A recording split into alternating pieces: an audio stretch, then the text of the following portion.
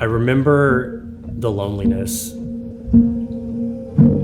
I have never felt that alone before in my life. I was there next to a toilet, trying to hit a vein, and I couldn't even get high. I was so sick and I was so tired and I was so broken. I've never felt loneliness like I felt in that moment. I was raised by amazing parents who loved me. They were Christians and they raised me to love Jesus. But like, I guess any kid, at 14, I really started questioning my faith. I had been homeschooled for quite a few years, and then I went to a public high school with 2,500 students, and I didn't know how to communicate to my peers. I didn't know how to have conversation with people my own age. And for me, it was such a culture shock that, I'd already been questioning my faith, but then I was stuck questioning my identity. Like, who am I?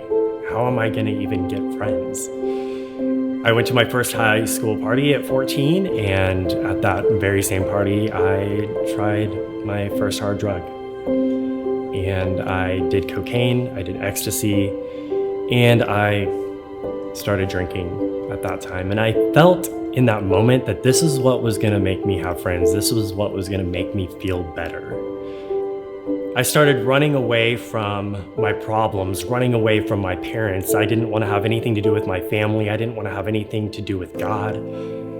I was questioning everything. At 15 years old, I dropped out of high school and I moved into a crack house. I knew that I was broken enough that I needed to fill the void, but I didn't know how to fix that brokenness.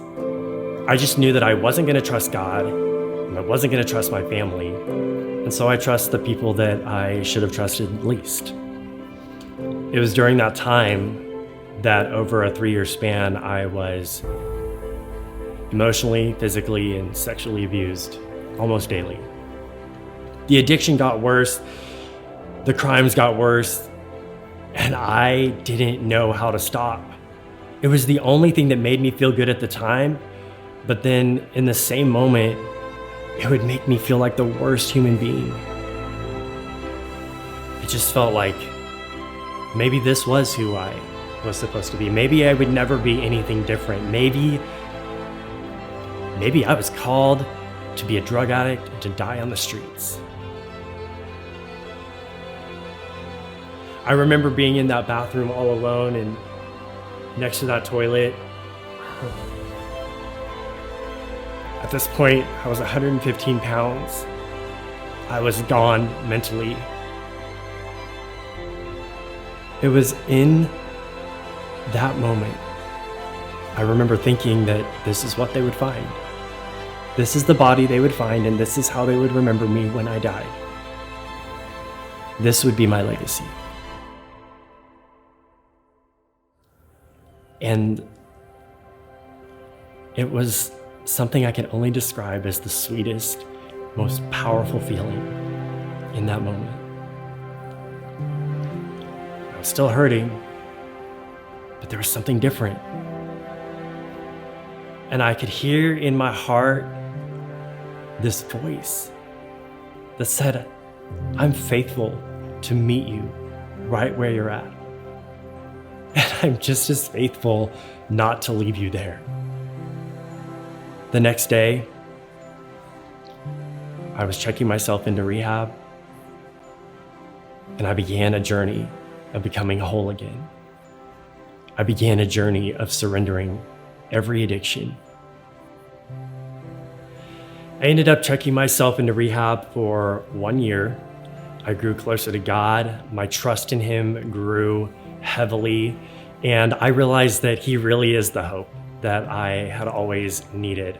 And even though I'd spent so much time running away from Him, all I had to do was turn around and He was right there. Instead of running to the drugs and alcohol and sex, I'm running into the arms of Jesus, and I get to experience life in a whole new way. I get to experience sobriety. I end up getting married. I never thought I would be married. I end up having kids. My life, through the power of Jesus Christ, has been washed clean. I've been set free, and now I get to live this incredible life, even the hard stuff, walking with Jesus, walking with his hope.